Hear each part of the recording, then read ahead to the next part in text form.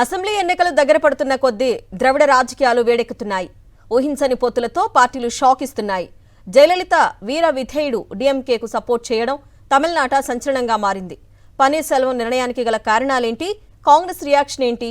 త్వరలో అసెంబ్లీ ఎన్నికలు జరగనున్న వేళ తమిళనాట రాజకీయ సమీకరణాలు వేగంగా మారుతున్నాయి.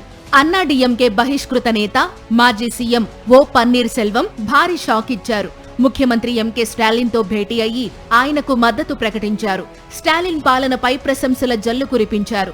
డీఎంకే పాలనపై ప్రజల్లో నమ్మకం ఉందని, వచ్చే ఎన్నికల్లో మళ్లీ స్టాలిన్ పార్టీదే అధికారమని జోసియం చెప్పారు. దివంగత విజయకాంత్ ఏర్పాటు చేసిన డీఎండీకే గురువారమే డీఎంకే నాయకత్వంలోని కూటమిలో చేరింది. ఇది జరిగిన మర్నాడే స్టాలిన్ ను పన్నీరుసెల్వం కలవడం చర్చనీయాంశంగా మారింది. సుదీర్ఘ రాజకీయ అనుభవం ఉన్న ఓపీఎస్ అసెంబ్లీ ప్రాంగణంలో స్టాలిన్ తో చర్చలు జరిపారు. ఈ భేటీ తమిళ రాజకీయాలను మలుపు తిప్పే అవకాశం ఉందనే ప్రచారం జరుగుతోంది.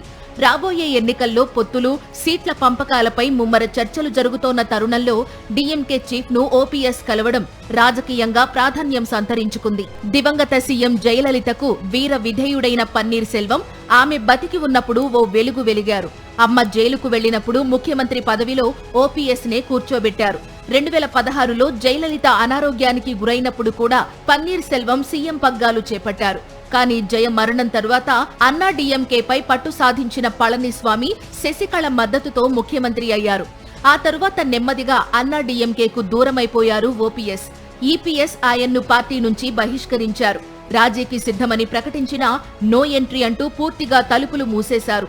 అన్నా డీఎంకే బీజేపీ పొత్తుతో ఎన్డీఏ నుంచి బయటకు రావాల్సి వచ్చింది. దీంతో ఓపీఎస్ అడుగులు డీఎంకే వైపు పడ్డాయి. అటు డీఎంకే, కాంగ్రెస్ మధ్య పొత్తు చర్చలు ఇంకా కొలిక్కి రాలేదు. ఈసారి సీట్లతో పాటు పవర్ షేరింగ్ కూడా కావాలని హస్తం పార్టీ డిమాండ్ చేస్తోంది. అందుకు స్టాలిన్ ససేమిరా అంటున్నారు.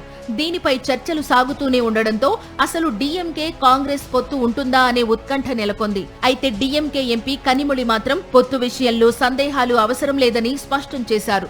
ఈ ఏడాది ఏప్రిల్లో తమిళనాడు అసెంబ్లీ ఎన్నికలు జరగనున్నాయి.